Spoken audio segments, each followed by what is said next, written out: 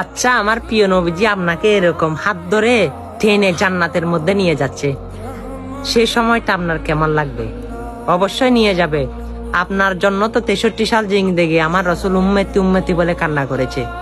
সে কঠিন হাসরের ময়দানে গিয়েও সবাই বলবে ইয়া নফসি নফসি, আমার নবী বলবে ইয়া উম্মতি উম্মতি, আপনার জন্য কান্না করবে। অবশ্যই কি করবেন? সে নবী যদি আপনাকে হাত টেনে যদি জান্নাতে নিয়ে যায়, সে আমলটা কি? অবশ্যই আমলটা শুনুন। আমলটা হচ্ছে হাদিস। আমার প্রিয় নবীজি বলে, যার শরীরে যাররা পরিমাণ শরীফা পরিমাণ ঈমান রয়েছে, সে কখনো জাহান্নামে প্রবেশ করবে না, আল্লাহর জান্নাতে প্রবেশ করবে। অবশ্যই সেটা কি করতে হবে? এই হাদিসটা সকল মানুষের কাছে জানিয়ে দিতে হবে, শেয়ার করে দিতে হবে। আর আপনার তো আমার মনে হয় জান্নাতের প্রয়োজন নাই।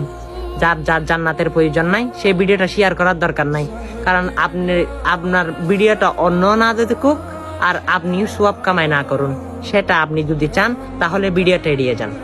যদি আপনি সোয়াব চান তাহলে ভিডিওটা শেয়ার করে যান। আমিন।